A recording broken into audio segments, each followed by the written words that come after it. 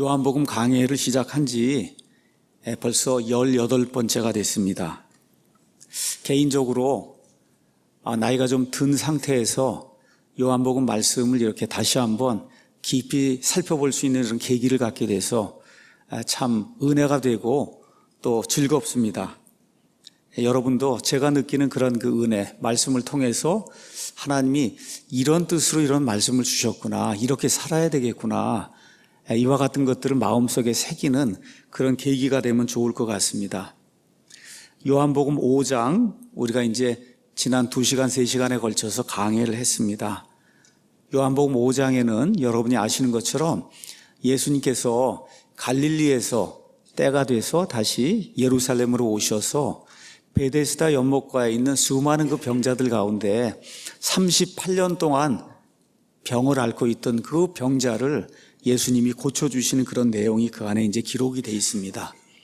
왜 이것이 기록이 되어 있는가를 지금 계속해서 이제 설명을 하고 있습니다. 예수님께서 그 병자를 고쳐주시고 그 병자 고쳐준 그 일을 통해서 하나님의 영광을 드러내고 예수님이 이 땅에서 오신 목적을 드러내고 특별히 자기 자신의 동족인 그 유대인들에게 종교 의식과 전통, 사람들이 만들어 놓은 이런 모든 것들을 버리고 하나님이 원하시는 예배, 하나님이 원하시는 그런 마음이 무엇인가를 잘 살피고 구원받으라고 예수님께서 간절하게 호소하시는 그런 말씀이 이 안에 이제 기록이 되어 있습니다. 이 병자를 고치신 이후에 왜 안식일에 내가 병자를 고치느냐, 왜 안식일에 일을 하느냐, 그렇게 이야기하니까 예수님께서 17절에 내 아버지께서 지금까지 일하시기 때문에 나도 일한다. 믿습니까, 여러분? 내 아버지께서 지금까지 일하시기 때문에 나도 일하고 있다고 예수님이 말씀을 해주셨어요. 자, 그 다음에 이제 지난주에는 우리 예수님이 그럼 하시는 일이 구체적으로 무엇인가 저와 여러분이 살펴봤습니다. 19절 가서 보니까 예수님이 뭐라고 말씀하시느냐, 아버지께서 하시는 일을 내가 보고 나는 오직 그 일만을 한다. 그러니까 사복음서에 예수님이 하신 모든 일은 아버지께서 하시는 일하고 동일하다는 거예요. 하나도 차이가 없다는 거예요. 예수님의 마음이 곧 하나님 아버지의 마음이고 아버지의 마음이 곧 그대로 예수님의 마음이다.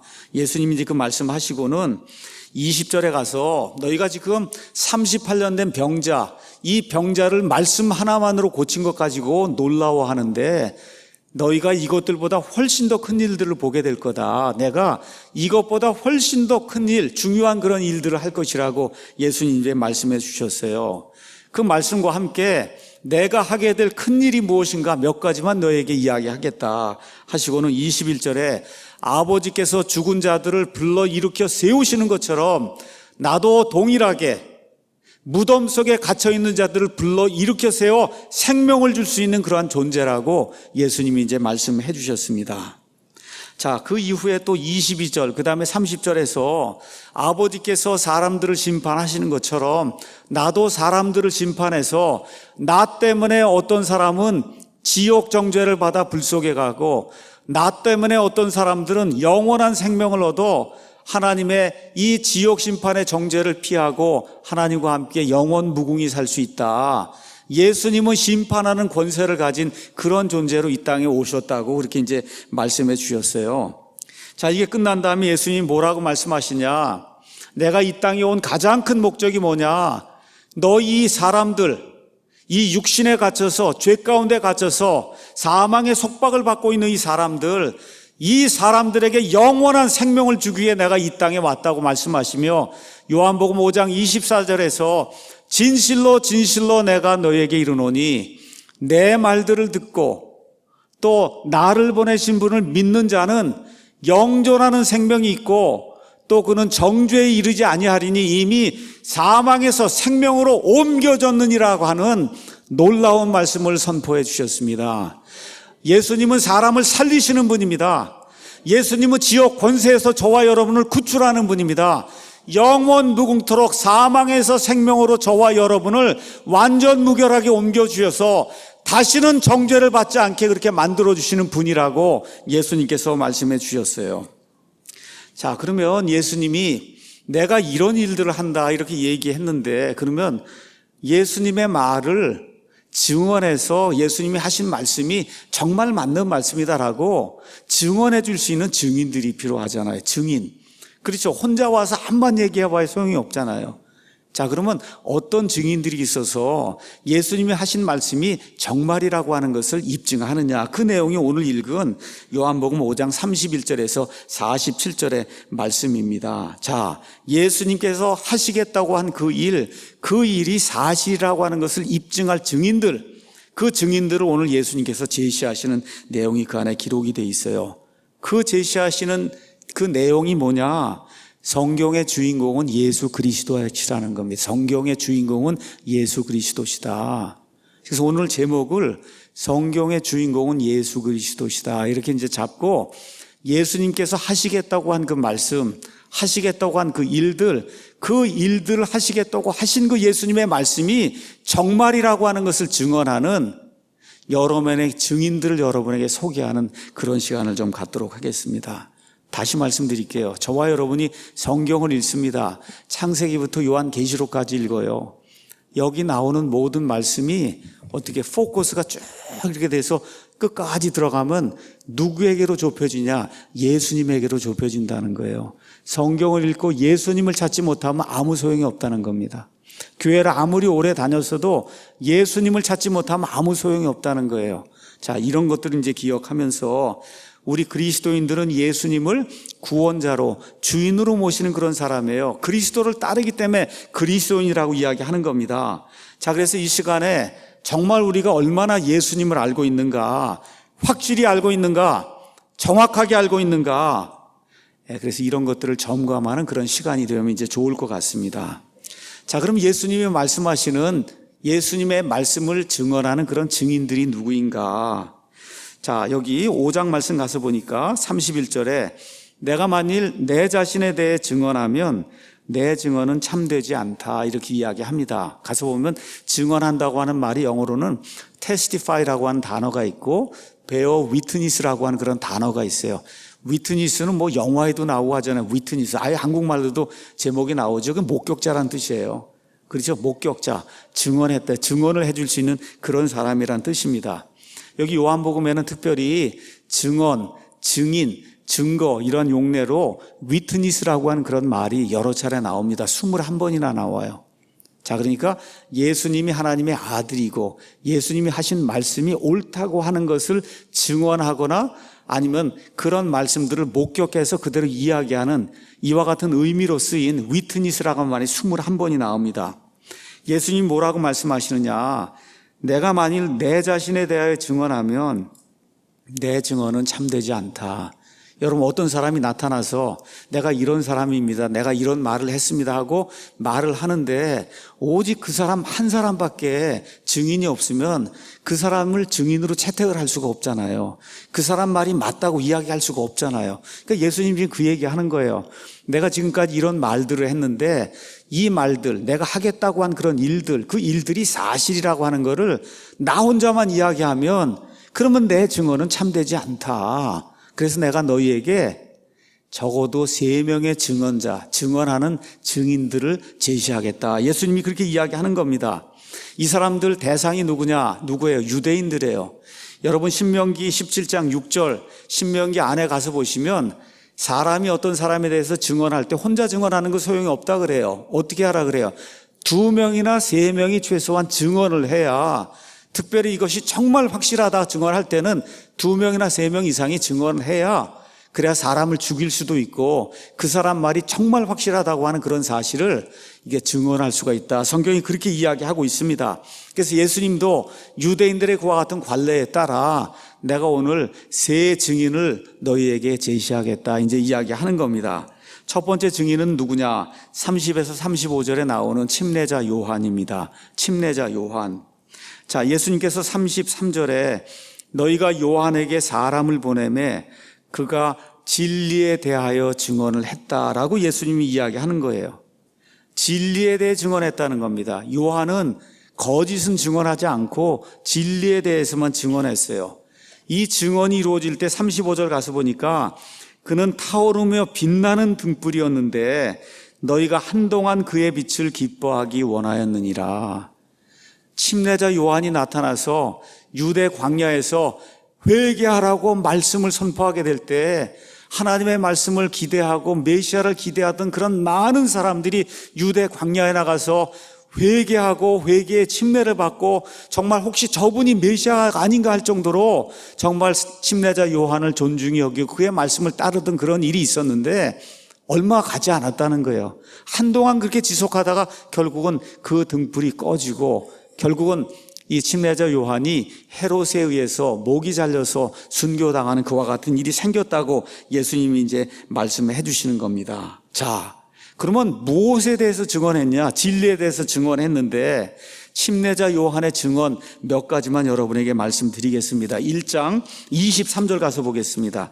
1장 23절에 가서 보면 예루살렘에서 종교 지도자들이 침례자 요한에게 사람을 보냅니다. 도대체 내가 누군데 이와 같이 회개의 침례를 선포하고 많은 백성을 선동을 한다고 이제 생각을 한 거예요. 선동을 해서 이 무리를 이끌고 다니느냐. 너가 누구인지 이야기해라. 이제 이야기할 때 이 침례자 요한이 나는 나 자신에 대해서 증언하지 않는다. 나는 앞으로 오실 분에 대해서 지금 증언하고 있다. 자, 이야기하면서 여기 이야기한 23절에 나는 대언자 이사야가 말한 것 같이 주의 길을 곧게 하라 하고 광야에서 외치는 자의 소리다. 무슨 얘기냐? 나는 내가 메시아가 아니고 앞으로 곧 너에게 오실 그 메시아가 누구예요? 주님으로 표현이 돼 있잖아요. 그렇죠? 대언자 이사야가 외친 것처럼 주님이 오실 때 주님의 길을 예비하기 위해서 전령으로서 하나님의 말씀을 선포하는 그런 사람이다. 자, 그러면 예수님이 누구라고 얘기한 거예요? 주님이라고 이야기한 거예요. 근데 침례자 요한이 진리에 대해서 증언했으니까 침례자 요한이 예수님은 우리의 주님이십니다 하고 증언한 것이 그게 진리라고 지금 예수님께서 말씀하시는 겁니다. 또 뭐라고 얘기했냐? 침례자 요한이 1장 29절 36절에 세상 죄를 지고 가시는 하나님의 어린 양을 보라고 예수님이 하나님의 어린 양으로서 세상의 모든 죄를 대속하기 위해 이 땅에 오신 단번 속죄 희생물이 되신다는 이런 사실을 증언했는데 그 증언이 진리라고 우리 예수님이 말씀해 주시는 거예요. 또 뭐라고 증언했냐? 1장 34절에 내가 보고 이분이 하나님의 아들이심을 증언하였노라. 예수 그리스도를 보고는 이분은 하나님의 아들이시라고 수많은 사람들에게 증언한 그 사람이 누구예요? 침례자 요한인데 이 침례자 요한의 증언이 진리라고 우리 예수님이 말씀하시면서 너희가 내 말이 사실인 것을 입증하라고 증인들을 요구하는데 첫 번째 증인이 누구냐? 너희가 그토록 존경하고 너희가 그렇게 기쁘게 따르다가 배척했던 침례자 요한, 그 침례자 요한이 바로 첫 번째 증인이라고 예수님이 말씀해 주셨어요. 이 요한이 뭐라고 얘기합니까? 아주 엄청나게 중요한 이야기를 해요. 요한이 나는 반드시 쇠해야 하고 저 예수님 그분은 반드시 흥해야 한다. 여러분, 침례자 요한이 증언한 것 같은 진리가 사실이라면 저와 여러분이 믿음 생활할 때 특별히 어떤 사람이 목사, 어떤 교회에 큰 일을 하게 될 때 항상 머릿속에 간직해야 될 것이 있어요. 나는 반드시 쇠해야 되고 예수님은 반드시 흥해야 된다. 이게 오히려 영어가 훨씬 더 쉬워요. He must increase. 그는 반드시 늘어나야 되는 거예요. 그렇죠? I must decrease. 나는 줄어들어야 된다는 겁니다.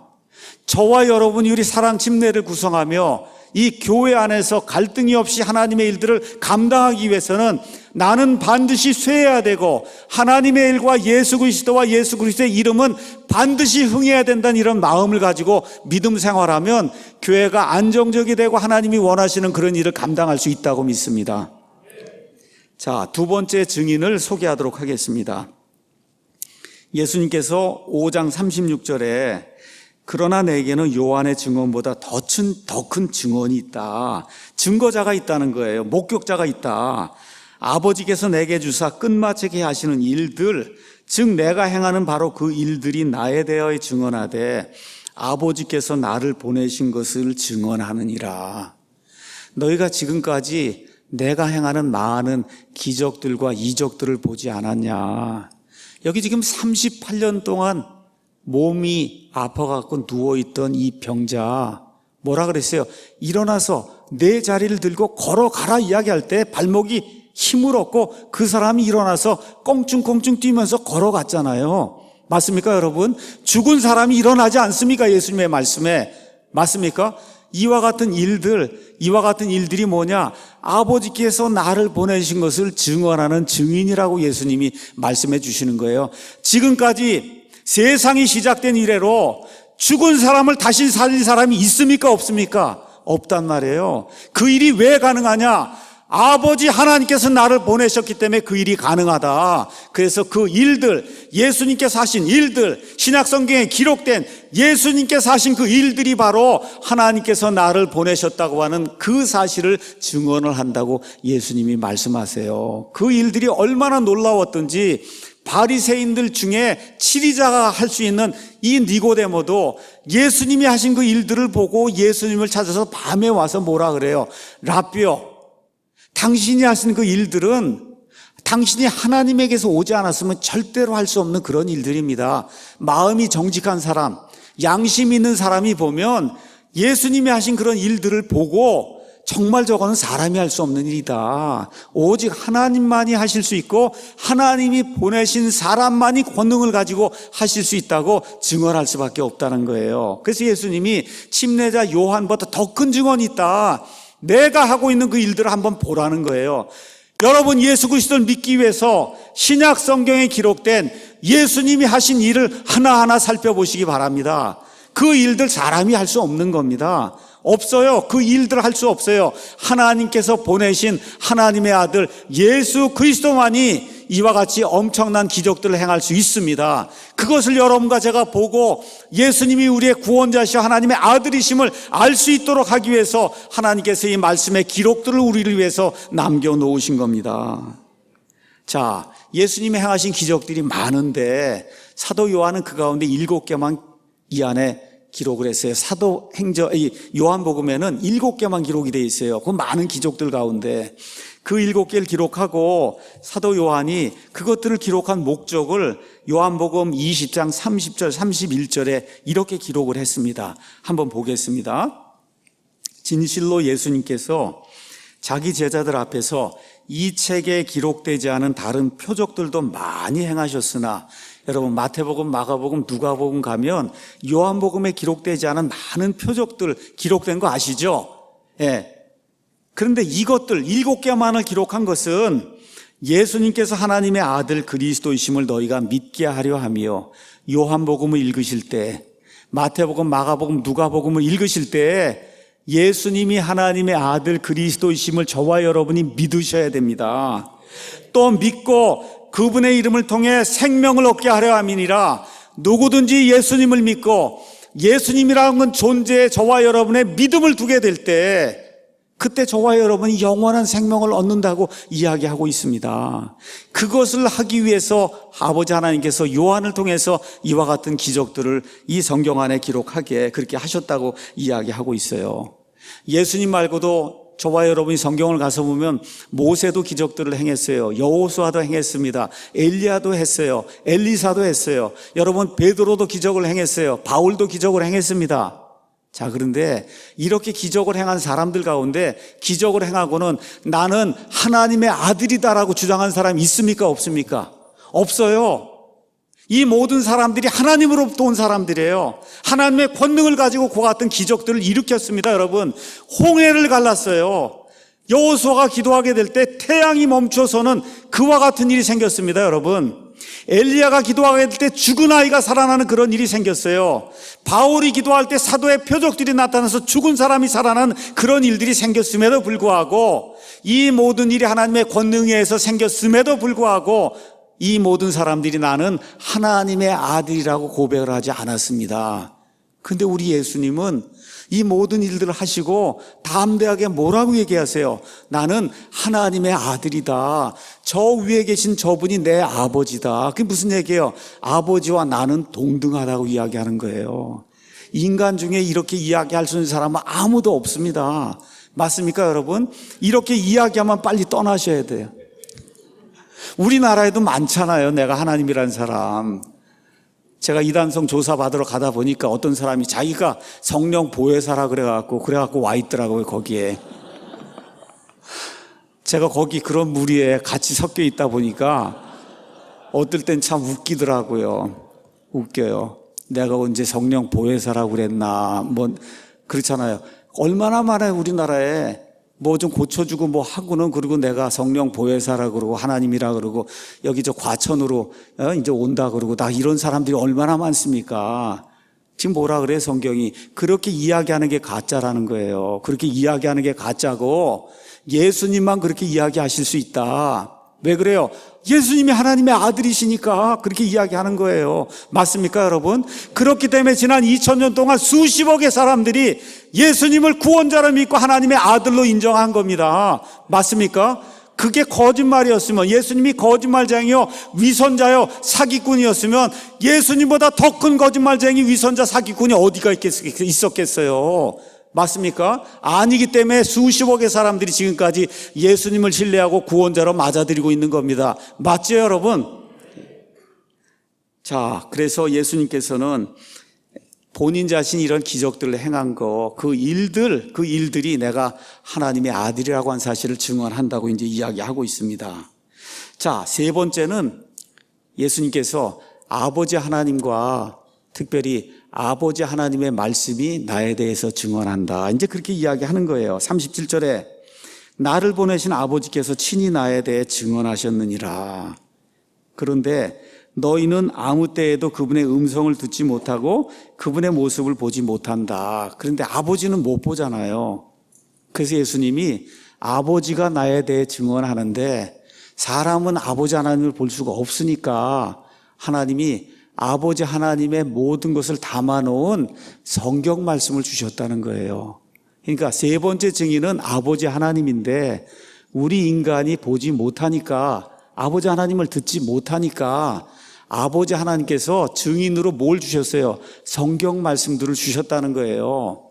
그래서 여기 가서 보니까 39절에 성경 기록들을 탐구하라. 너희가 그것들 안에서 영원한 생명을 얻는 줄로 생각하거니와 그것들은 곧 나에 대하여 증언하는 것들이니라.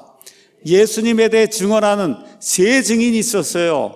침례자 요한이 있었습니다. 예수님의 일들이 있었어요. 아버지 하나님이 계시는데 그 아버지 하나님이 눈에 보이지 않고 귀에 들리지 않기 때문에 아버지 하나님께서 성경 말씀을 증언으로 우리에게 주셨다고 예수님께서 말씀해 주시는 거예요. 자, 그래서 구체적으로 아버지의 기록된 말씀, 그 기록된 말씀이 예수님을 증언한다. 이 내용이 이제 38절 이후에 이제 기록이 되어 있는 겁니다. 자, 유대인들만큼 하나님의 말씀을 존중히 여기는 사람이 없습니다. 하나님의 말씀은 유대인들처럼, 유대인 서기관들 같으면은 어떤 일들을 하느냐, 구약 성경에 있는 걸 그대로 필사하는 거예요. 그 필사하다가 여러분 여호와, 우리 지금 성경에는 로드, 주라고 되어 있는 그게 나오면은 그거 필사하다가 주가 나오면 가서 목욕제게 가서도 줄을 쓰고, 주가 나오면, 그러니까 성경을 한 권 필사하려면 얼마나 많이 목욕을 해야 되는지 알 수가 없어요. 이렇게 해서 성경을 이렇게 기록을 하는 거예요. 이렇게 해서 만들어서 그 후대에 넘겨주고 하는 그런 일을 하다 보니까 성경 말씀을 얼마나 중요하게 여기냐. 지금도 이스라엘에서 명절이 열리면 어떻게 해요? 뭘 들고 다녀요? 성경 말씀 두루마리를 들고 다니면서 이걸 들고 다니면 우린 이걸 믿는 사람이다. 이렇게 지금 많은 사람들에게 증언하는 그러한 민족이 유대 민족이에요. 그러니까 예수님이 이 사람들이 말씀을 그렇게 중요히 여기는 걸 알기 때문에 뭐라고 얘기하는 거예요? 너희가 그토록 중요하게 여기는 그 성경 말씀, 그 성경 말씀이 누구에 대해 증언해요? 나에 대해 증언한다는 거예요. 여러분, 여기 지금 예수님 성경 말씀 얘기할 때 신약 성경이 있었어요? 없었어요? 없었죠. 뭘 얘기하는 거예요? 너희가 가지고 있는 구약 성경, 창세기부터 말라기까지 그 말씀, 너희가 뭘 보려고 그걸 읽느냐? 너희가 그 핵심을 알아야 된다. 그 성경 말씀의 주인공이 바로 나다 이야기하는 겁니다, 여러분. 이렇게 들고만 다니는데 믿지 않잖아요. 그렇죠? 소중히 여기고 간직하는데 믿지 않잖아요. 예수님이 무슨 말씀하시냐? 너희가 그렇게 소중히 여기고 생명처럼 여기는 이 성경 말씀, 구약 성경 말씀, 특별히 모세오경은 모세가 기록했는데 모세가 하나님을 마주 봤잖아요. 하나님의 영광을 봤잖아요. 하나님의 음성을 직접 들었잖아요. 이 모세가 이걸 기록했으니까 구약성경 중에서도 유대인들이 모세오경을 가장 중요하게 그렇게 생각을 했단 말이에요. 예수님이 그 구약성경을 읽으면 누구를 발견해야 된다는 거예요? 나를 발견해야 된다. 구약성경을 읽으면 나를 발견해야 된다는 거예요. 그 이후에 신약성경이 기록이 됐어요. 여러분과 제가 신약성경을 읽으면 누구를 발견해야 돼요? 예수 그리스도를 발견해야 된다는 겁니다. 지금 예수님이 그 말씀을 해주시는 거예요. 자, 지금 유대인들이 어느 정도로 타락을 했냐? 제가 말씀드린 대로 아침 저녁에 이제 차를 타고 다니면서 유튜브 방송을 들어요. 이것 중에 이제 하나 듣는 게 One for Israel이라고 하는 미국 사람들의 그 방송을 듣습니다. 이거는 이 구원받지 못한 그런 유대인들이 하나님의 말씀을 듣고 그래서 born again, 다시 태어나서 그리스도인이 된 간증을 수십 명, 수백 명이 나와서 5분에서 10분 하는 거예요. 이걸 통해서 유대인들이 구원받도록 하기 위해 One for Israel 그 방송을 해요. 참 뭐라 그럴까, 유대인들이 어떤 사람들인가를 알 수 있는 그런 좋은 그런 그 방송입니다. 듣기 좋아요. One for Israel 이렇게 치면 그 채널이 나옵니다. 근데 놀라운 것이 뭐냐, 제가 말씀드렸듯이 예수님이 유대인이라는 걸 몰라요. 대다수 유대인들이. 여러분, 유대인 가정에서 태어났어요. 그렇죠? 유대교 가서 회당 가서 맨날 성경 읽는다고 가서 읽어요. 그런데 예수님이 유대인이라는 걸 몰라요. 여러분, 그게 지금 유대인들이에요. 지금 예수님이 얘기하는 거예요. 내가 지금 하나님으로 와 있는데, 그렇죠? 내가 하나님이라는 걸 너희가 모르는구나. 너희가 성경을 읽으면 누구를 발견해야 돼요? 나를 발견해야 된다. 나를 발견해야 구원받을 수 있다. 내가 메시아다. 지금 예수님이 지금 그렇게 이야기하시는 거예요. 근데 재미있게도 One for Israel에 나오는 그 유대인들 간증의 특징이 있어요. 그 특징은 뭐냐? 거의 대다수 나와서 간증하는 내용이 뭐냐? 이사야서 53장을 읽어보고 제가 예수님을 믿기로 작정을 했습니다. 평생에 한 번도 이사야서 53장 읽어보지 않았다는 거예요. 이사야서 53장, 구약성경의 그 이사야서 53장이 말 그대로 금서가 되고 금지가 된 그와 같은 장이 돼서 절대로 이 유대인들의 회당에 가면 읽지 않는다는 거예요. 이사야서 53장을. 뭐 평소에도 성경을 안 읽고 이 회당에 나가서의 성경을 읽는데 한 번도 53장 읽지 않다 보니까 그 이사야서 53장의 주인공, 거기 나오는 고난받는 종, 그 메시아가 바로 예수 그리스도. 그래서 그걸 딱 읽기만 하면 이미 역사를 통해서 예수라고 하는 사람이 있었다는 사실을 고등학교 다 배웠잖아요. 배웠기 때문에 이게 딱 매칭이 되는 거예요. 가서 보니까 아니 이분이 그럼 예수님이 유대인이야? 이렇게 되는 거예요.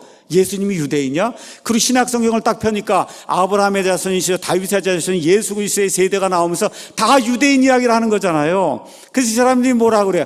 아니 신약성경이 유대인들의 책이라는 걸 내가 지금 깨달았습니다. 그렇죠? 예수님의 모든 제자가 유대인이고 여기 신약성경은 다 유대인들이 기록했다고 하는 사실 이제 제가 알았습니다 하고 예수님을 증언하는 그런 내용이 그 안에 나오는데 지금 예수님이 그 얘기하고 있는 거예요. 서기관들에게 이야기하는 겁니다. 서기관들 가서 보면 성경 말씀을 이제 기록을 해서 넘겨주잖아요. 그럼 그 안에 글자가 몇 개 있는가를 세는 거예요. 세요. 그걸 세갖고 딱 맞으면 그걸 넘겨주는 거예요. 그렇게 글자를 철저하게 세는데 문제가 뭐야? 그 안에 계신 예수님을 모르는 거예요. 그 안에 계신 예수님을 몰라요. 계속해서 적습니다. 이사야서 53장을 적어요. 시편 22편을 적습니다. 그 다 예수님에 대한 거잖아요. 그렇죠? 이거 적는데도 불구하고 그 안에 예수님을 발견하지 못한다는 거예요. 제가 어떻게 하다 보니까 성경 출판을 하게 됐습니다. 지난 20년 동안 성경 출판을 하다 보니까 성경을 인쇄하는 인쇄소를 갑니다. 그럼 우리 생각에는 야, 저 인쇄소 사장님도 저렇게 성경을 수천만 권을 만들어서 저 외국에서 다 여기 우리나라 인쇄를 잘한다 그래서 우리나라에 와서 성경을 인쇄해 가잖아요. 그러면 적어도 예수님을 믿겠구나 이렇게 생각하러 가서 얘기하잖아요. 예수님을 아는 사람이 없어요. 성경은 그렇게 수천만 권을 인쇄해서 세상으로 퍼뜨리는데 자기들이 만드는 그 성경 안에 들어있는 그 주인공이 누구인가를 모르는 거예요. 바로 이와 같은 일이 유대인들에게 생기고 있고, 그래서 제가 여러분에게 오늘 아침에 우리도 집에다 성경책이 있는데 여러분 그 성경책 안에 주인공이 예수님이라는 사실을 분명히 아십니까? 예수님에 대해 정확하게 아세요? 아멘이 소리가 작으네 보니까. 아세요? 확실히 아세요? 정확하게 아세요? 예, 그걸 알아야 성경을 가진 의미가 있는 거예요. 지금 예수님이 그 얘기를 하고 있는 겁니다. 그렇죠? 자, 유대인 지도자들, 제사장들, 대제사장, 바리새인들, 서기관들, 그렇죠? 사두개인들, 율법 박사들 무수히 성경을 읽었어요. 한 번, 두 번이야. 수십 번, 수십 차례 성경을 읽었어요. 그거를 필사했어요. 근데 무슨 일이 생겼어요? 예수님을 모르는 겁니다. 하나님을 모르는 거예요. 하나님의 마음을 몰라요. 예수님의 마음을 모르게 되는 거예요. 왜 이런 일이 생기느냐? 예수님이 이야기하십니다. 42절에 다만 내가 너희를 알거니와 너희에게는 하나님을 향한 사랑이 없느니라. 여기 이제 우리는 번역을 하나님을 향한 사랑으로 돼 있는데 영어로는 love of God으로 돼 있어요. 그냥 하나님의 사랑을 모른다는 거예요. 두 가지로 해석이 될 수 있어요. 하나님의 사랑을 체험해 보지 못했다. 말로만 이거 성경 들고 다니고 두루마리 들고 다니고 하는데 진짜 하나님의 사랑을 체험하지 못했다. 이런 의미로도 해석이 되고 그걸 체험하지 못했으니까 하나님을 사랑하지도 못한다는 거예요. 말로만 율법을 행하고 그렇죠. 절기 때마다 가서 금식한다 그러고 뭐 한다고 하고 11조 드린다고 하는데 하나님의 사랑을 체험도 못하고 그래서 하나님의 사랑이 무엇인가를 알지 못한다는 거예요. 그래서 예수님 뭐라고 말씀하세요? 요한복음 5장 23절 5장 44절에 너희가 아버지를 공경하면 나를 공경해야 된다. 나를 공경하지 않으면 그건 무슨 얘기예요? 아버지를 모른다는 거예요. 여러분, 예수님이 우리 삶 속에 존귀하십니까? 아멘이 적은 것 같아요. 예수님이 존귀하세요? 왜 존귀해요? 저와 여러분이 아버지 하나님, 우리의 창조자 아버지 하나님을 존중히 여기기 때문에 아버지 하나님과 동등한 권위를 가진 우리 예수 그리스도를 존중히 여기는 거예요. 저와 여러분을 위해서 십자가에서 피를 흘리고 죽어주신 분이 바로 예수님이기 때문에 아버지 하나님을 존중히 여기는 것처럼 누구를 존중히 여겨요? 예수 그리스도를 존중히 여기고 그 예수 그리스도를 믿도록 만들어주신 성령 하나님을 존중히 여기는 사람이 되는 겁니다. 예수님이 지금 그 얘기를 하고 있는 거예요. 말로는 예수님을 하나님을 존중한다고 얘기하는데 실제 그들의 삶에서 예수님이 누군지를 모르잖아요. 교회에 나옵니다. 11조를 합니다. 그렇죠. 뭐 주일 성수를 한다고 이야기하는데 예수님을 알지 못하면 아무 소용이 없다는 거예요. 지금 예수님이 전곡을 찌르는 그런 말씀을 이야기하고 있는 겁니다. 자, 예수님께서 또 무엇라고 이야기하냐? 그러면 너희가 어떤 일을 당하냐? 이렇게 얘기하는 거예요. 자, 43절 내가 내 아버지의 이름으로 아버지의 권능과 그렇죠? 아버지의 위엄과 아버지의 모든 일들을 가지고 왔는데 너희가 나를 받아들이지 아니하나 만일 다른 자가 자기 이름으로 오면 너희가 그를 받아들일 거다. 자, 이게 무슨 얘기냐? 물론 유대인들에게 이야기하는 거예요. 예수님이 메시아로 왔어요. 받아들이지 않습니다. 그런데 나중에 말세의 때가 돼서 재림의 때가 되면 누가 나타나요? 적그리스도가 나타나요. 적그리스도가 나타나면 그 적그리스도를 그리스도로 받아들인다는 거예요. 다니엘서 말씀 가서 보겠습니다. 다니엘서 가서 보면 7년 환란기, 다니엘서 9장 27절에 적그리스도에 대한 이야기가 나옵니다. 7년 환란기가 일어나요. 그가 많은 사람과 9장 27절에 많은 사람과 한 일해 동안 7년 동안 언약을 확정해요. 유대인들이 우리를 구해줄 그와 같은 메시아가 나타났구나 하고 이 적그리스도와 7년간의 협약을 맺는데 그가 그 일의 한중간에 3년 반이 지난 그 시점에 그 언약을 파괴해요. 그렇게 하고 어떻게 합니까? 희생물과 봉헌물을 그치게 하고 또 가증한 것들로 뒤덮기에 심지어 완전히 끝날 때까지 그것을 황폐하게 한다. 그래서 예수님이 마태복음 24절에 대언자 다니엘의 말한 바 멸망에 가증한 것이 성전에 서는 것을 보거든 깨닫는 자는 도망하라고 말씀하신 말씀이 여기 지금 나오는 겁니다. 이 일이 지금 어디에 기록이 되어 있냐? 데살로니가 후서 2장에 이렇게 기록이 되어 있어요. 2장에 적그리스도가 나타나는 것에 대해 4절에 그는 대적하는 자여 또 하나님이라 불리거나 혹은 경배받는 모든 것 위로 자기를 높이는 자로서 하나님처럼 하나님의 성전에 앉아 이제 성전이 지어집니다. 이 성전이 지어지면 적그리스도 거기 들어가서 하나님의 성전에 앉아 자기를 하나님이라고 하는 그런 때가 오는데 왜 이런 일이 발생하냐?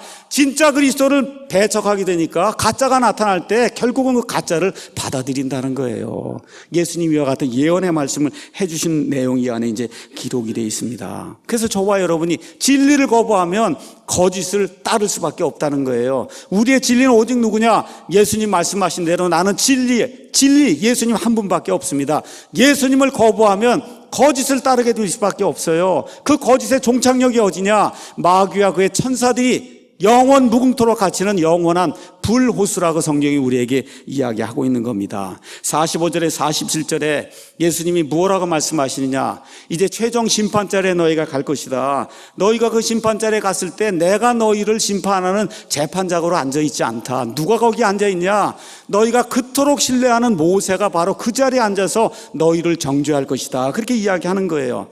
모세의 이 오경을 읽었잖아요. 모세의 오경을 가서 읽으면 모세가 뭐라고 해요? 하나님께서 나와 같은 대언자 하나를 너희를 위해 일으키시면 그 대언자의 말을 들으라 그랬잖아요. 맞습니까 여러분? 신명기 18장에 나와 같은 대언자 누구예요? 예수 그리스도를 일으키시면 너희가 그의 말을 들어야 된다고 이야기했는데 너희가 듣지 않았으니 내가 너희를 심판하는 것이 아니라 너희가 그토록 신뢰하는 모세가 그 자리에 앉아서 모세의 율법책이 너희를 심판한 심판 도구로 사용될 것이라고 예수님이 말씀해 주시는 겁니다. 자, 이런 것들 기억하시면서 저와 여러분이 정말 하나님의 말씀을 제대로 알고 있는가, 기억하고 있는가, 정확히 알고 있는가. 여러분, 두루뭉술 알면 안 되는 거예요.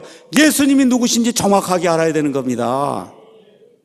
자, 그래서 성경 말씀을 왜 읽는가, 이 시간에 저와 여러분이 한번 확인을 하고 그리고 오늘 설교를 좀 마치도록 하겠습니다. 오늘 구정이잖아요.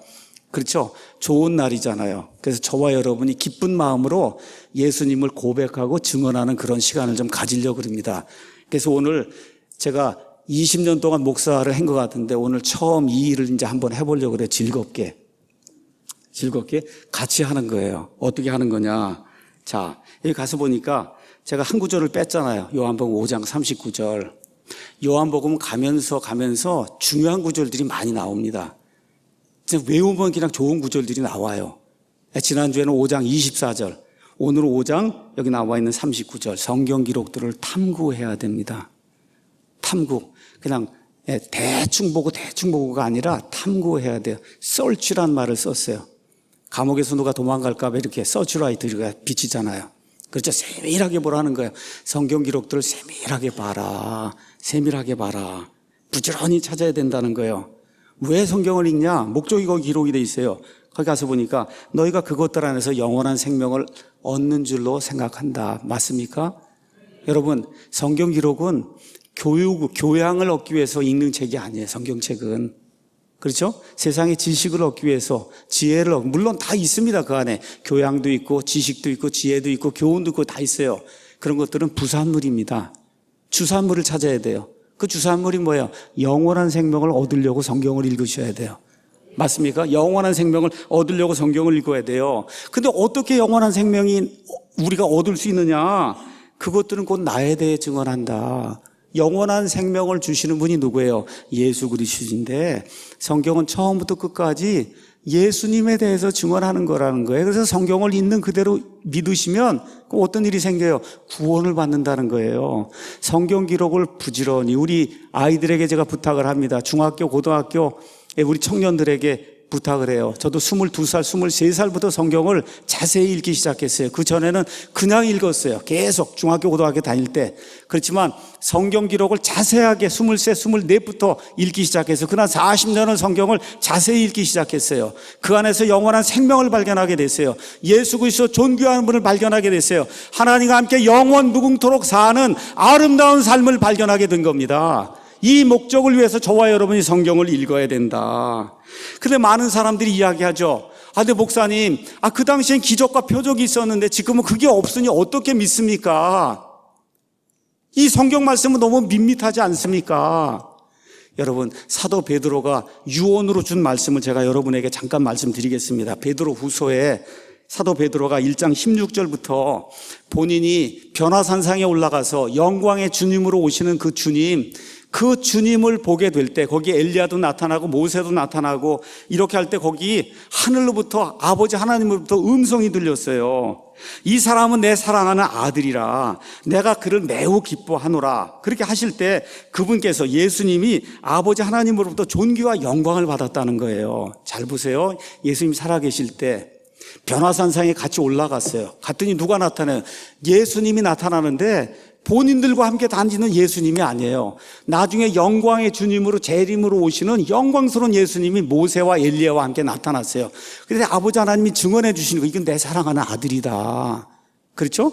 이렇게 한 걸 내 눈으로 귀로 들었다는 거예요. 눈으로 보고 귀로 들었다는 겁니다. 근데 19절에 베드로가 뭐라고 얘기하냐? 죽기 바로 전에 유언으로 주는 거예요. 또한 우리에게는 더 확실한 대언의 말씀이 있다. 내가 눈으로 본 거, 귀로 들은 거, 이것보다 더 확실한 뭐가 있어요? 성경 말씀이 있다는 거예요. 여러분, 이걸 기억하셔야 됩니다. 지금 저와 여러분에게는 기적과 이적과 표적보다 더 확실한 하나님의 말씀이 있다는 겁니다. 그래서 어떻게 해야 되냐? 날이 새어 샛별이 너희 마음속에 떠오를 때까지 너희가 어두운 곳에서 비치는 빛을 대하듯 그 밝은 빛이 이렇게 떠오르게 되면 세상을 밝히 비치지 않습니까? 이 말씀에 주의를 기울여야 된다. 기적과 표적과 이적이 아니라 하나님께서 저와 여러분을 위해서 기록해 놓으신 이 하나님의 말씀, 이 말씀이 기적과 표적과 이적보다 더 확실하다고 우리 베드로를 통해서 하나님이 말씀해 주셨어요. 믿습니까, 여러분? 그래서 저와 여러분이 이 말씀을 탐구해야 되는 겁니다. 자, 저와 여러분이 이제 이 말씀을 기억을 하고 한 3분 정도 같이 퍼포먼스를 하도록 하겠습니다. 어떻게 하는 거냐?